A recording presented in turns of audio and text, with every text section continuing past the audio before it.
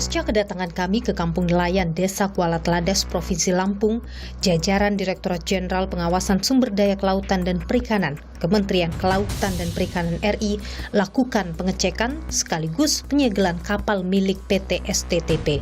Benarkah mereka lakukan pengerukan pasir laut? Apakah ini jadi bukti komitmen pemerintah menjaga laut di tengah penolakan PP nomor 26 tahun 2023? Saya, Niluh Puspa, mencari jawabnya. Ini kapal apa, Pak? Kita coba untuk naik. Wilayah tangkap nelayan di sini mohon jangan diganggu.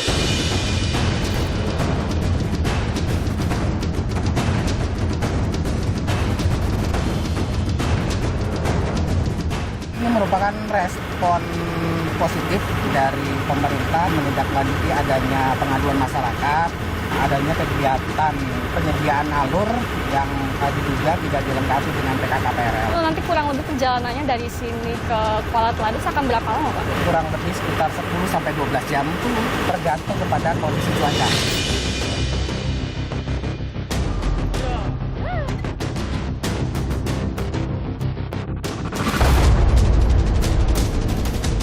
Ya, perusahaan sudah membuat surat pernyataan secara resmi atas materai tidak melakukan kegiatan dulu sampai dengan semua clear. Ya, karena memang nanti masih aktivitas lagi, ya mungkin akan ada sanksi-sanksi selanjutnya. Harapan kami jangan lagi ada perpanjangan izin. Kan ini disegel ya, izin usaha kapalnya. Apakah nanti akan melayangkan keberatan terhadap KKP? Saat ekspor pasir laut dilarang, ada pengerukan secara ilegal. Ketika ekspor laut dibuka, akan jadi eksploitasi yang tidak terkontrol lagi. Artinya, pengawasan menjadi kunci. PSDKP merasa bisa melakukan pengawasan. Pengawasan dilaksanakan periodik, kita juga memanfaatkan teknologi. Tapi yang jelas, armada maupun SDM mencukupi, Pak. Polemik PP nomor 26 tahun 2023 terus bergulir. Pasal yang mengatur soal ekspor pasir laut dianggap jadi peluang terjadinya eksploitasi besar-besaran yang merugikan masyarakat, utamanya nelayan. Undang-undang atau PP 26 ini kami menilai ini adalah bentuk greenwashing dari pemerintah. Tidak ada landasan ekologi yang masuk akal di dalam PP tersebut yang menjadikan alasan urgen perlu ada pengelolaan pasir sedimentasi. Data yang ada itu adalah data kebutuhan pasir untuk pembangunan baik di dalam negeri dan juga di luar negeri. Namun pemerintah memastikan tak akan ada eksploitasi yang merugikan. Semua titik pengerukan sedimen akan ditentukan oleh pemerintah. Dipastikan pula izin pengerukan akan melalui kajian yang mendalam dan melibatkan berbagai elemen masyarakat. Reklamasi itu nggak bisa kalau nggak pasir laut. Nah, kalau dia pasir laut nggak boleh sembarangan diambil pantai misalnya gitu, terus kemudian diambil muara sungai misalnya kemudian diambil, nggak boleh. Harus sedimentasi. Di mana sedimentasi? Ditentukan oleh tim. Karena KKP nggak boleh sendirian, ahli nggak bisa. Tim kajian nantinya akan terdiri dari unsur pemerintah, perguruan tinggi, dan juga aktivis lingkungan. Mereka bertugas menyusun dokumen perencanaan yang terdiri dari sebaran lokasi prioritas, jenis mineral, hingga volume hasil sedimentasi.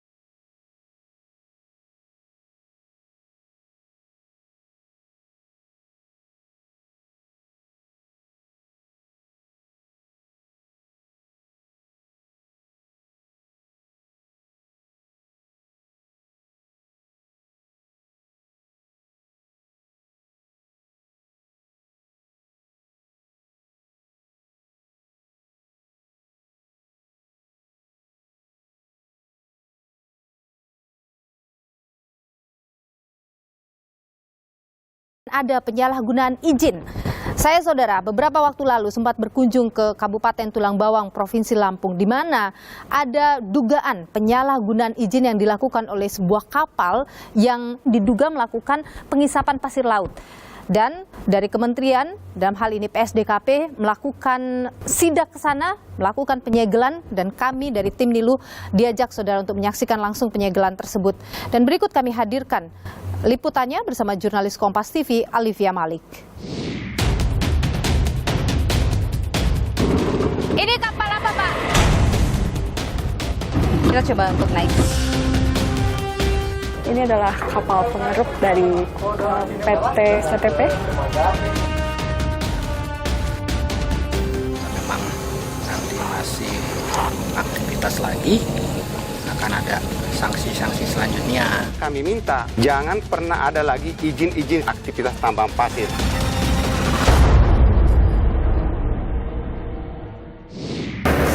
Iya, saudara, saya Alivia Malik melaporkan langsung dari Pelabuhan Muara Baru, Jakarta Utara. Dan dalam tayangan pekan lalu, Niluh memotret keadaan di Desa Kuala Teladas, Kabupaten Tulang Bawang, Lampung, terkait adanya dugaan penambangan pasir dengan menggunakan izin pendalaman alur. Hal ini disebut warga sebagai salah satu hal yang merugikan mereka.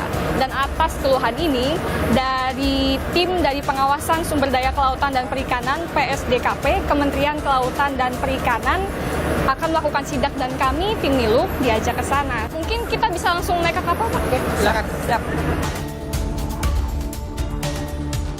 Waktu menunjukkan pukul 10.30 malam saat kapal milik Pengawasan Sumber Daya Kelautan dan Perikanan atau PSDKP bertolak dari Pelabuhan Muara Baru, Jakarta Utara menuju perairan Kuala Teladas, Kabupaten Tulang Bawang, Lampung.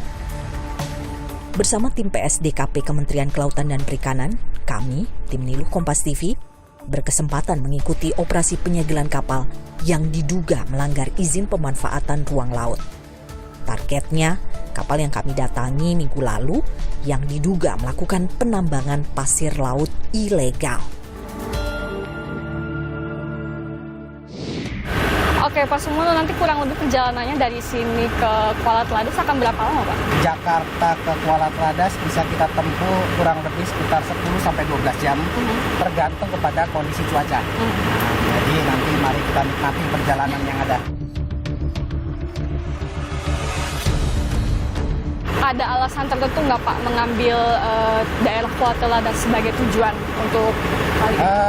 Tentu ini merupakan respon positif dari pemerintah dalam hal ini Dijen PSDKP menindaklanjuti adanya pengaduan masyarakat, adanya kegiatan penyediaan alur yang diduga tidak dilengkapi dengan PKKPRL. Iya. Itu yang memang menjadi domain dari Kementerian Kelautan dan Perikanan untuk bisa memastikan kalau memang kegiatan tersebut tidak sesuai, ya harus kita hentikan sementara.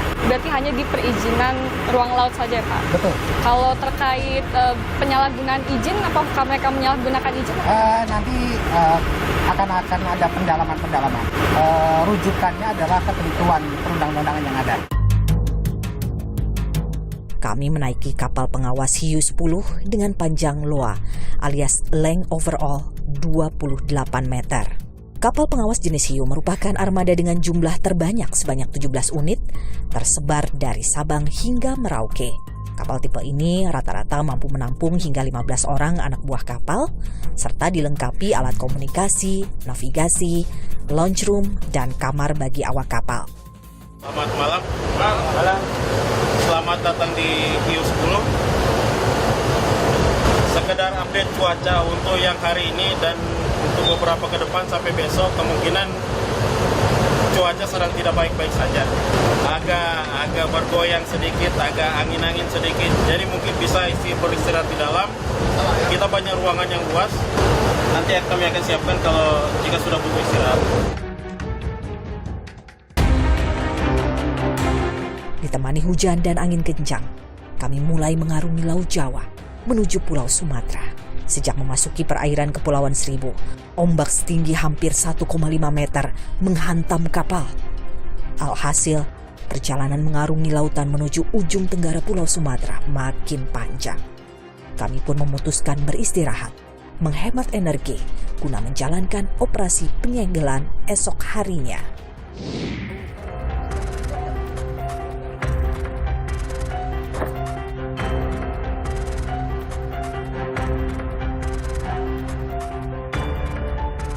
Kegiatan PT STTP di Kuala Teladas ini belum dilengkapi dengan PKKPRL.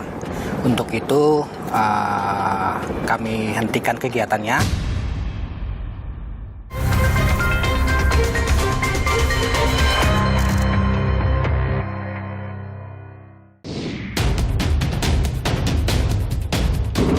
Ini kapal apa, Pak? Kita coba untuk naik.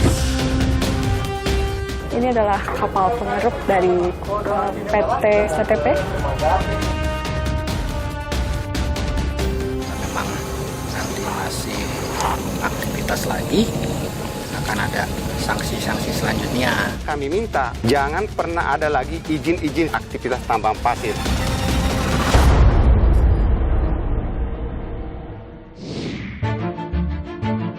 Setelah menempuh perjalanan sekitar 12 jam, kami akhirnya sampai di perairan Kuala Teladas, Kabupaten Tulang Bawang, Lampung, sekitar pukul 11 siang.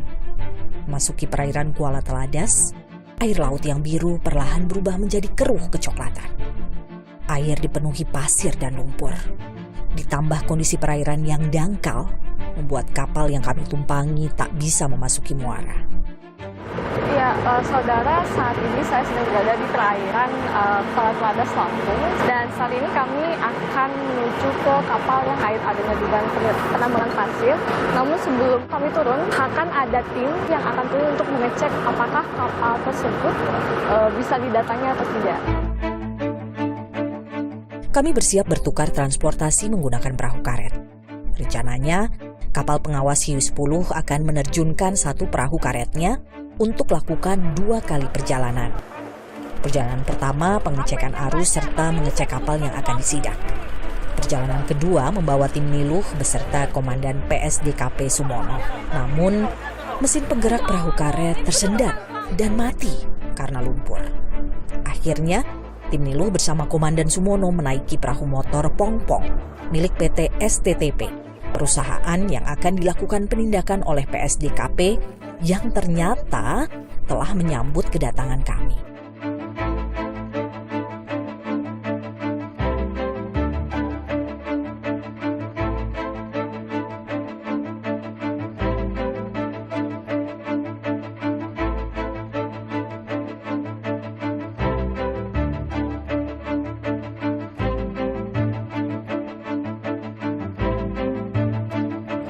Ya, saudara, kami sudah berada di kapal milik PT Sinar, PT STTP, yang sekarang sedang diadakan pengecekan juga oleh Pengawasan Sumber Daya Kelautan dan Perikanan Kementerian KKP.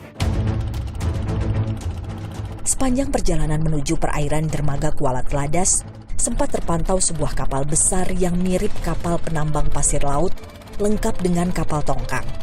Belum bisa dikonfirmasi apakah kapal itu melakukan aktivitas penambangan atau tidak. Namun, PT STTP membantah kapal tersebut milik mereka. Setelah 15 menit perjalanan, kami sampai di dermaga milik PT STTP dan menemukan kapal tongkang yang tengah bersandar. Kapal yang sama persis dengan kapal yang kami telusuri minggu lalu. Kapal milik PT STTP ini tak beroperasi. Para tim PSDKP pun lakukan pengecekan izin usaha penambangan kapal.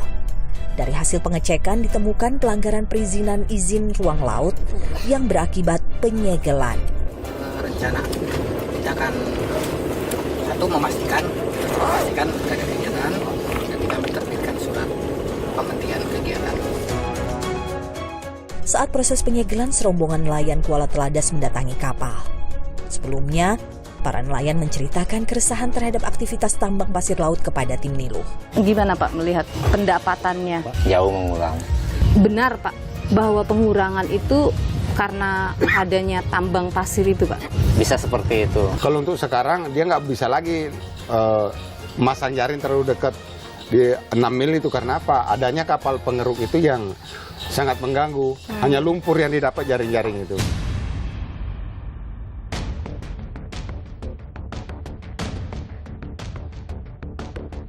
Ini konsen Bapak Menteri Kelautan dan Perikanan, Pak. Kami tegaskan untuk bisa memastikan, termasuk nanti kita akan coba ke alur, Pak. Mana sih yang memang perlu dilakukan pendalaman, mana yang memang harapan masyarakat tidak diganggu untuk zona penangkapan para nelayan. Nah, nanti kewenangannya ada di Direktorat Jenderal Pengelolaan Ruang Laut. Lantas, apa kata nelayan terhadap penyegelan izin usaha perusahaan yang selama ini mereka keluhkan? Bukan kami di sini ingin melawan program pemerintah. Ya, paham. Cuma menurut kami di sini sebagai forum itu semua tuh perlu komunikasi dengan masyarakat. Ya. Yang namanya alur itu yang mana?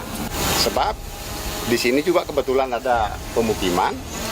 Menurut kajian itu kalau lurus garis timur laut, kalau datang ombak, habis wilayah pemukiman, Pak.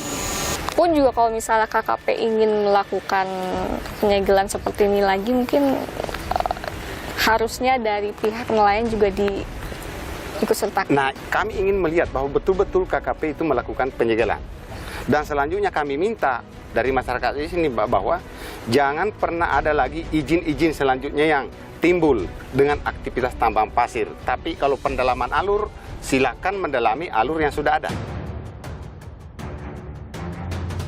PT STTP diketahui telah melakukan pendalaman alur sebanyak 6 kali.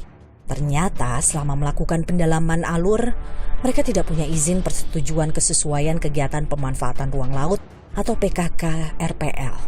Sebelumnya PSDKP telah memanggil Direktur PT STTP terkait kepengurusan PKK RPL tersebut. Perusahaan pun kooperatif dan menerima penyegelan kapal. Kegiatan PT STTP di Kuala Teladas ini belum dilengkapi dengan PKK PRL. Untuk itu kami hentikan kegiatannya dan kami terbitkan surat ini untuk bisa diterima sebagai dasar. Tolong benar-benar dipatuhi. Setelah ini jangan ada kegiatan lagi sampai dengan diurus perizinan PKK PRL-nya. Begitu, Pak, ya?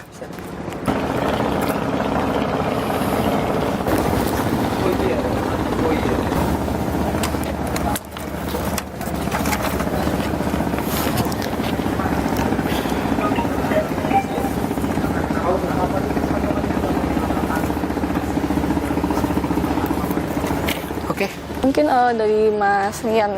Kalau saya sebenarnya nggak panjang lebar, sebenarnya sudah disampaikan dari Bapak Sumono ini ya. Kalau kita dari perusahaan sih sebenarnya begini, kami ada di sini tuh kami rasa sudah sesuai dengan perundang-undangan. Kalau memang nanti ada masalah atau temuan-temuan yang tidak sesuai, ya silahkan tanyakan ke kami atau ke dinas terkait. Nah, untuk bapak-bapak yang mungkin kurang menyetujui adanya kegiatan ini, saya rasa ya silakan saja. Tapi kan tempuh dengan jalur yang sesuai. Kan ini disegel ya izin usaha kapalnya. Apakah nanti akan melayangkan keberatan terhadap KKP? Kalau untuk itu mungkin nanti kita lihat, karena memang saya juga perwakilan lapangan yang lebih berwenang lagi ada, karena memang tidak bisa hadir di sini. Saya rasa nanti itu untuk atasan-atasan perusahaan lah yang mungkin yang lebih mengerti untuk situ, Pak. Siap. Terima kasih Bapak-Bapak untuk hari ini. Penyegelan kapal PT STTP diakhiri dengan penandatanganan surat pemberhentian kegiatan tanpa adanya penanda simbol penyegelan yang nyata. Khawatir dengan dugaan aktivitas penambangan pasir yang dilakukan, para nelayan mengaku belum puas meski kapal sudah berhenti beroperasi. Kemarin kan yang kita tahu penyampaiannya kemarin dari Dinas Perhubungan itu kan bahwa ada 7 perusahaan yang akan masuk mengeksekusi di wilayah ini. Yang kami tahu. Intinya nanti semua pengelolaan ruang laut, Pak, itu wajib ada izin PKK PRL. Iya. Di luar dokumen yang lain.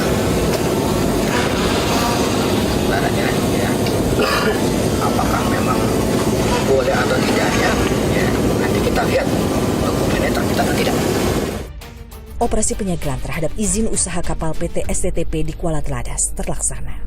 Semoga operasi ini menjadi bukti nyata komitmen negara menjaga laut.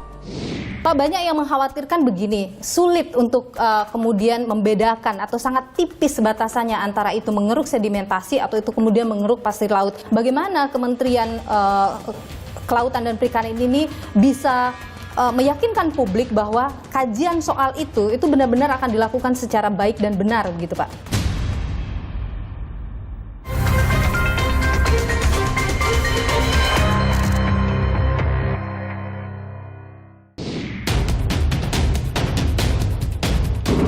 Ini kapal apa, Pak? Kita coba untuk naik. Ini adalah kapal pengeruk dari PT STTP. Memang nanti masih aktivitas lagi, akan ada sanksi-sanksi selanjutnya. Kami minta jangan pernah ada lagi izin-izin aktivitas tambang pasir.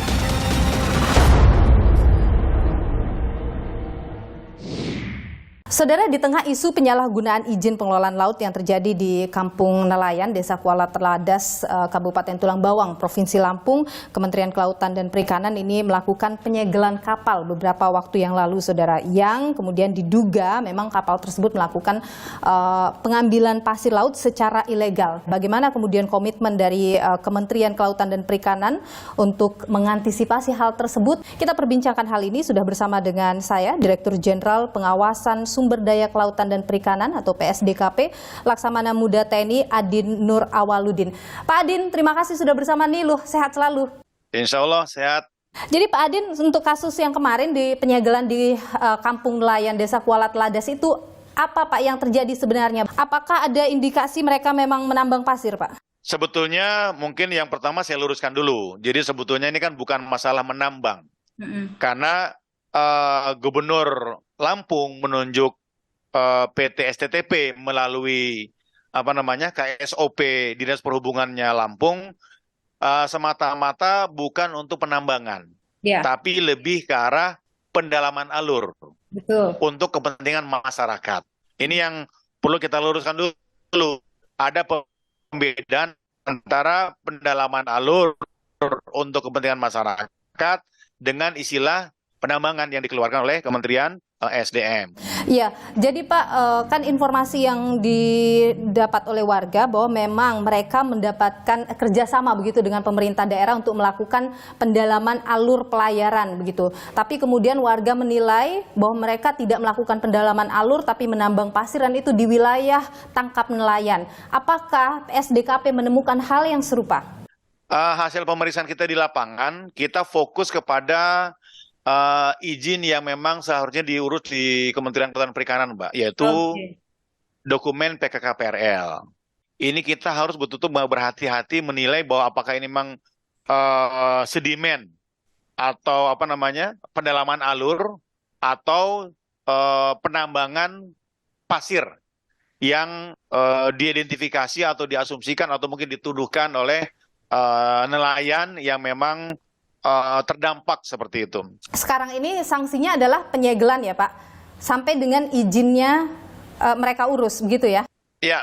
Jadi ini sementara saja begitu ya Pak ya? Kalau mengacu kepada aturan sanksi administratif, di situ ada poin paksaan pemerintah. Jadi kita melaksanakan paksaan pemerintah berupa penyegelan, berupa penghentian untuk sementara kegiatan berusaha terhadap pelaku usaha yang belum memiliki perizinan yang ditentukan oleh perundang-undangan. Namun demikian, ini akan sekali lagi mungkin kalau saya sambungkan kepada PP terkait sedimentasi, ini akan berkorelasi, Mbak. Nanti dari tim kajian akan menilai apakah PT STTP ini akan terus bisa melaksanakan kegiatannya di muara Sungai Kuala Teladas bahwa ini adalah sedimentasi atau bukan kategori sedimentasi. Pak, banyak yang mengkhawatirkan begini, sulit untuk kemudian membedakan atau sangat tipis batasannya antara itu mengeruk sedimentasi atau itu kemudian mengeruk pasir laut. Bagaimana Kementerian Kelautan dan Perikanan ini bisa meyakinkan publik bahwa kajian soal itu benar-benar akan dilakukan secara baik dan benar begitu Pak? Jadi di PP sudah sangat rinci dijelaskan dan nanti akan diatur secara rinci nanti di permen turunannya bahwa tim kajian itu terdiri dari mulai dari Kementerian Kelautan dan Perikanan sendiri, kemudian ada Kementerian ESDM, kemudian ada Kementerian LHK, kemudian ada Kementerian Perhubungan, kemudian ada TNI Angkatan Laut dalam hal Pushidrosal, dan juga kita libatkan KL terkait yang membidangi terkait masalah kelautan, terutama masalah sedimentasi. Dan juga Bapak Menteri membuka keterlibatan pihak akademisi dan juga pemerhati lingkungan. Sehingga kekhawatiran dari masyarakat ini betul-betul bisa menjadi tanggung jawab tim kajian ini, Mbak. Pak Adin, saat ekspor pasir laut dilarang, itu banyak kemudian ada pengerukan secara ilegal. Ketika ekspor laut dibuka, dikhawatirkan justru ini akan jadi eksploitasi yang tidak terkontrol lagi begitu. Artinya ketika PP ini harus dan saat diterapkan, ada pengawasan menjadi kunci penting dari penerapan ini, Pak. PSDKP merasa bahwa pemerintah kita cukup untuk bisa melakukan pengawasan terkait dengan hal ini, Pak? Pernyataan saya tegas, saya harus siap untuk mengawal kebijakan pemerintah. Dan itu pun di PP 5 tahun 2021, pengawasan dilaksanakan periodik 2 kali dalam 1 tahun. Kemudian dilaksanakan secara insidentil apabila terjadi indikasi pelanggaran. Kemudian yang berikut kita juga memanfaatkan teknologi. Sehingga dari pemantauan secara fisik dan secara teknologi kita memiliki command center, Mbak. Sehingga saya yakin sebagai Dirjen Pengawasan untuk pelaksanaan pengawasan yang dikhawatirkan oleh masyarakat, pemerhati lingkungan, tidak terjadi kegiatan yang menyimpang yang melanggar aturan. Tapi yang jelas armada maupun SDM mencukupi Pak untuk kemudian nantinya ketika PP ini diterapkan melakukan pengawasan itu? Pada dasarnya dibilang cukup, cukup. Dibilang kurang, pasti kurang. Karena wilayah kita 2/3 wilayah Nusantara adalah laut. Betul. Namun demikian dengan sistem integrated surveillance tadi, ini bisa kita efektifkan, bisa kita maksimalkan kegiatan kita. Baik. Seperti itu. Dan memang Pak Menteri sebagai tambahan dalam konsep pengawasan berbasis teknologi akan mendorong peningkatan surveillance dengan menggunakan nanosatelit. Nah, dengan nanosatelit inilah harapannya akan mengcapture wilayah-wilayah yang kemungkinan akan terjadi adanya contoh oil spill, ada kerusakan abrasi di wilayah pesisir dan sebagainya. Itu akan tercapture di nanosatelit dan itu akan memudahkan secara umum terkait di bidang pengawasan kelautan.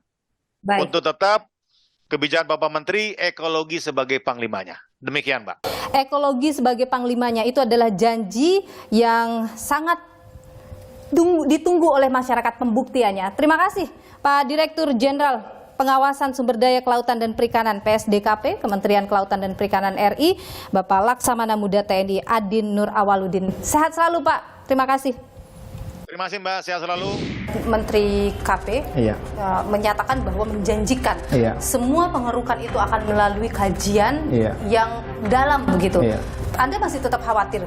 Iya, kita khawatir karena kajian yang dimaksud itu bukan kajian yang singkat. Anda tidak percaya pemerintah bisa melakukan itu?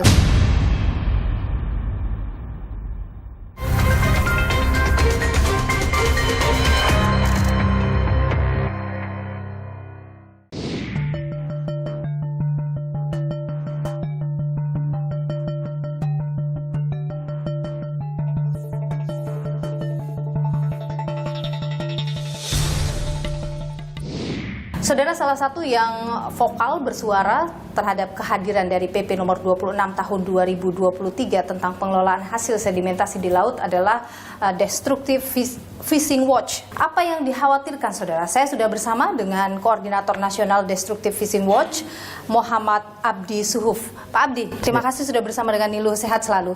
Jadi Pak Abdi, apa kekhawatiran dari DFW ini? Jadi kami melihat bahwa kehadiran PP ini sangat kontraproduktif dengan upaya pemerintah untuk melakukan pengelolaan pesisir dan laut secara berkelanjutan. Yang kedua, kita melihat juga kehadiran PP ini akan semakin memasifkan kegiatan penambangan pasir yang ada di laut. Karena kita tahu bahwa kegiatan penambangan pasir selama ini telah diatur oleh rejim penambangan, yaitu oleh aturan di Kementerian SDM. Memang KKP mengatakan bahwa ini beda dengan rejim penambangan, tetapi menurut kami ini ada sedikit persamaan sebenarnya, karena barangnya, materialnya itu adalah hal yang sama. Jadi akan sangat sulit nanti melakukan pengawasan, apalagi saat ini KKP belum punya data atau informasi di mana sebenarnya titik-titik sedimentasi yang dimaksud dalam PP itu. Tapi kalau disebut itu kemudian bisa merusak jalur pelayaran. Ya. Yang selama ini terjadi pendangkalan alur itu kan mengganggu alur pelayaran. Tentunya yang berkepentingan terhadap alur pelayaran adalah sektor-sektor yang berkaitan dengan pelayaran. Bukan KKP. Bukan KKP. Tentunya mereka akan punya mekanisme, sudah punya aturan untuk melakukan upaya untuk melakukan pengerukan agar alur pelayaran itu bisa berjalan. Dan seperti saya katakan tadi bahwa aktivitas alam itu juga ada mekanisme ada ekosistem tersendiri. Sedimen itu merupakan ekosistem sendiri. Artinya sedimen yang ada di dasar laut yang terbentuk akibat aktivitas alam itu punya fungsi fisik dan punya fungsi biologi.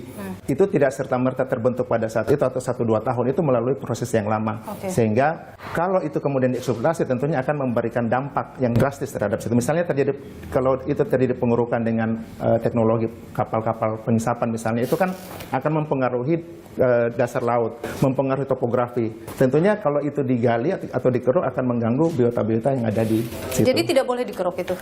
Bisa saja dikeruk asal ada justifikasi ilmiah yang mengatakan bahwa itu memang harus dikeruk karena sudah ada dampak seperti ini. Menteri KP menyatakan bahwa menjanjikan semua pengerukan itu akan melalui kajian yang dalam begitu. Untuk bisa diambil dan dinyatakan dia adalah betul-betul pasir sedimentasi atau hasil sedimentasi, maka ditentukan oleh tim kajian. Dari unsur mana? Selain dari KKP sendiri, dari ESDM. Kenapa ESDM? Nanti dilihat apakah itu ada material yang punya nilai tinggi. Kalau materialnya ada kandungan besi, ada kandungan mineral yang lain, tidak boleh. Terus kemudian ada LHK. Nggak bisa. Yang daerah ini nggak boleh. Ini nggak boleh diganggu, biarin aja. Dia membentuk pulau. Lalu kemudian dari perhubungan. Ini harus diambil. Kenapa? Ini mengganggu alur kita. Karena makin mendesak alur jalur alki. Terus kemudian dari Greenpeace. Ya, yang kita harap Greenpeace mewakili dari lembaga swadaya masyarakat, lembaga publik ya. Yang mengatakan, ya ini betul. Jadi terus kemudian dari perguruan tinggi yang ahli betul. Anda masih tetap khawatir? Iya, kita khawatir karena kajian yang dimaksud itu bukan kajian yang singkat. Anda tidak percaya pemerintah bisa melakukan itu? Kecuali mereka bisa menerangkan kepada publik bahwa timeline mereka melakukan ini bukan hari ini di studi, besok ada hasilnya. Kebiasaan pemerintah kan begitu. Mau instan, cepat, tetapi tidak mendalami permasalahan sesungguhnya. Kalau lihat perilaku yang sekarang, yang misalnya PP-nya saja tidak transparan disusun, tidak melibat PP 26 ini kan tidak transparan. Tidak transparan kemudian disusun karena? Tidak ada pelibatan publik kan, partisipasi publik, konsultasi publiknya, naskah akademisnya terbatas, dan kita tidak tahu siapa yang menyusun itu. Artinya PP ini dalam perusahaannya sangat gelap. Nah, perilaku ini yang harus kita waspadai. Istilahnya jangan sampai ini hanya untuk kejar setoran atau target jangka pendek yang akan berimplikasi jangka panjang kalau itu dilakukan. Menurut Anda PP ini menunjukkan pemerintah sedang melakukan tindakan greenwash? Iya, saya setuju dengan itu karena kelihatan dalam PP tersebut mengedepankan pemanfaatan ekonomi daripada sedimentasi. Kalau 4 kan manfaatnya, yang mau reklamasi, pembangunan infrastruktur pemerintah, sarana prasarana swasta, dan yang satu ekspor. Ini tujuannya, motifnya ekonomi, tidak ada motif untuk melakukan konservasi, untuk melakukan perbaikan, untuk melindungi manusia yang ada di situ, untuk melindungi ekosistem sedimen yang ada di situ. Pertimbangan ekologinya sangat minim sekali. Tapi dalam PP itu juga disebutkan bahwa tim kajian nanti juga akan melakukan kajian soal rehabilitasi ekosistem. Bagaimana? Iya, itu kan bisa saja mereka menjanjikan seperti itu kan, tapi rehabilitasi ekosistem yang dimaksud juga punya syarat-syarat kan, punya syarat-syarat, tidak serta-merta hasil tambangnya situ dicocok dengan wilayah situ. Itu mesti butuh penelaahan, pengkajian yang lebih lebih serius. Dan itu tadi kekhawatiran kita dengan gaya seperti sekarang, kita khawatir ke depannya akan seperti itu. Ini kan karena suara publik keras melakukan penolakan, sehingga seakan-akan dalam tanda kutip pemerintah mau melakukan perbaikan terhadap penyusunan peraturan dan lain-lain. Kalau tadi pemerintah menyebutkan di dalam PP itu bahwa akan ada rehabilitasi ekosistem laut, begitu, seperti apa sih rehabilitasi ekosistem di laut itu? Apakah itu kerja yang sulit? Iya, tentunya kerja yang sulit karena kita nggak usah jauh-jauh deh. Ini sekarang kasus-kasus penambangan yang sudah rusak itu kan tidak ada itikat baik dari pemerintah untuk melakukan perbaikan. Misalnya kemarin di mana di Batam, di Kodengan yang sekarang disegel itu kan cuma sebatas disegel.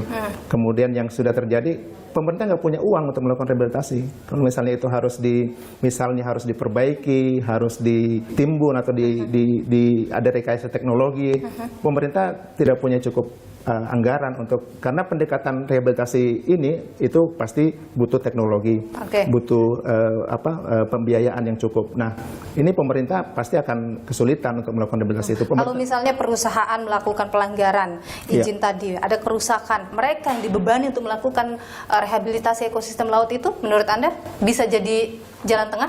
Bisa jadi jalan tengah kalau itu. Tapi mungkinkah itu bisa diterapkan? Ya, tergantung nanti. Ini kan kita bilang, saya tadi katakan bahwa ini tergantung dengan aturan sekarang kan, ada Undang-Undang Cipta Kerja, masuk nanti PP 26 akan ada turunannya. Kita harapkan pemerintah kuat mengatur ini, artinya di samping pengawasan, penegakan hukum juga kuat dan pemerintah tidak masuk angin dengan misalnya lobby atau tekanan dari pihak-pihak lain yang mungkin saja berkepentingan dengan bisnis ini. Jadi kita khawatirkan akan ada negosiasi, akan ada pengenaan sanksi administrasi yang tidak menimbulkan efek jerah kepada pelaku. Tidak ada efek jerahnya ya, meskipun harus disegel. Iya. Baik, Muhammad Abdi Suhuf, koordinator dari National Destructive Fishing Watch Indonesia. Terima kasih sudah berbagi pandangan di Niluh. Sehat selalu. Ya, terima kasih. Banyak kalangan menentang kebijakan ekspor pasir laut yang baru saja ditandatangani oleh Presiden Joko Widodo. Timbul pertanyaan, siapa yang menuai keuntungan dari kebijakan ini?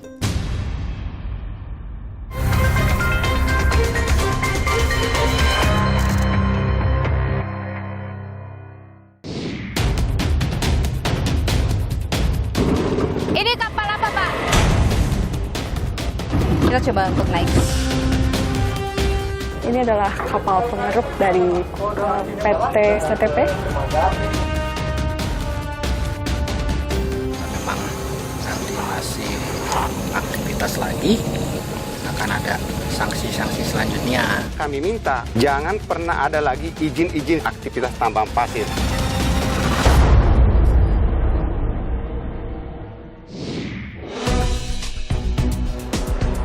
Pemerintah Indonesia resmi membuka kembali keran ekspor pasir laut yang sebelumnya dihentikan sejak 2002. Kebijakan ini tertuang dalam Peraturan Pemerintah Nomor 26 Tahun 2023. Hal ini menuai polemik. Pemerintah berdalih peraturan ini justru akan melindungi ekosistem laut dan mencegah pengambilan pasir laut secara ilegal. Apalagi menurut Menteri Kelautan dan Perikanan, Indonesia memiliki potensi sedimentasi yang amat banyak. Konon menurut ceritanya, sedimentasi pasir itu setiap tahun itu terjadi tidak kurang dari 23 miliar kubik ada di Indonesia ini. Bahwa kebutuhan akan reklamasi di dalam negeri itu begitu besar. Kalau ini kita diamkan, kita tidak atur dengan baik, maka bisa jadi pulau-pulau itu akan diambil untuk digunakan untuk reklamasi. Atau penyedotan yang di dasar laut diambil dan lain sebagainya yang berakibat kepada kerusakan lingkungan. Namun, para aktivis lingkungan dan masyarakat pesisir meyakini aturan ini tak berpihak pada lingkungan, melainkan keuntungan ekonomi semata. Singapura dinilai jadi negara yang bakal diuntungkan dari pembukaan keran ekspor pasir laut Indonesia. Berdasar data Program Lingkungan 2019 Perserikatan Bangsa-Bangsa, negeri Singa merupakan importir pasir laut terbesar di dunia. Selama 2 dekade terakhir, total impor pasir laut Singapura mencapai 250 juta meter kubik. Rajin melakukan reklamasi, Singapura berhasil memperluas negaranya lebih dari 23%.